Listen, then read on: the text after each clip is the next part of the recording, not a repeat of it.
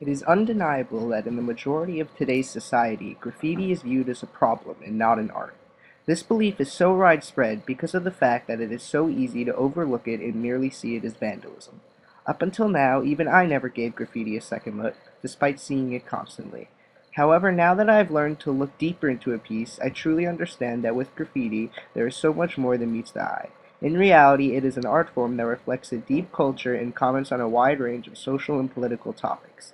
I went downtown, and by looking more carefully at the pieces I saw around me, I was able to discover that New Orleans has a large group. Ironically, before I even left campus, I was able to find a piece that I thought was particularly good. The piece, painted on the side of a dorm, reads, "The earth does not belong to us." This is clearly an environmentalist statement with regards to the damage modern society is doing to the environment. It is not surprising that this piece was on a college campus, as environmentalism is a main political focus of the average college student. Although the likely artist here is probably not very similar to the average New Orleans graffiti artist, the average artist often has a similar political nature to their art. A concept that Espo discussed when he described how if a person is politically aware, it would be very hard to keep this part of them out of their art.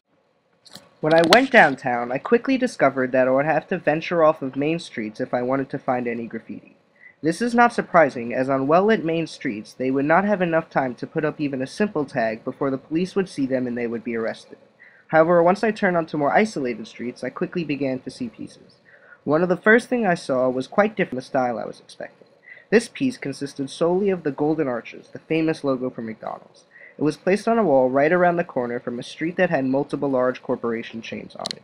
The painting of the golden arches on a street where corporations hadn't quite taken hold yet seemed to be a commentary showing the growing grasp of these companies. When I walked down a neighboring alley, I saw another slightly abnormal piece that struck me as a political one. This piece shows a gas pump with blood coming out of it. I think that this piece is an obvious commentary on the oil addiction our society has and how it has led to much bloodshed through Middle Eastern war and acts of terrorism.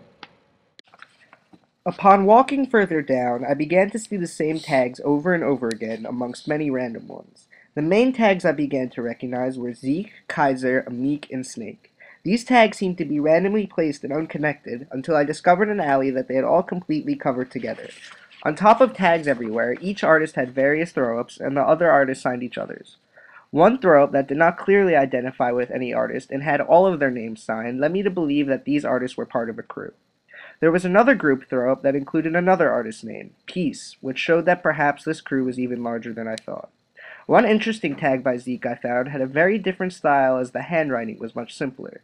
This was most likely an older tag, and he had discovered his personal style since then. Most artist styles are usually not totally unique, as they often are slightly influenced by their mentors. In this case, I believe Zeke's mentor was Kreiser. This was evidenced in their similar style, particularly the way they drew their E's. I found this piece by Snake to be very interesting, as he wrote Xanax above it. Drugs are a big part of graffiti culture. As Snyder put it, bombers are badasses, as many partake in drugs, alcohol, and other crime outside of vandalism, such as shoplifting the paint they use. Graffiti is one of the least recognized art forms, and in my opinion, it is one of the most relevant ones today. Although it has such deep significance in so many ways, people continue to view it as a dirty crime that has no benefits. The saddest part is that in order to see the rich culture through its beautiful art, all you have to do is look a little closer.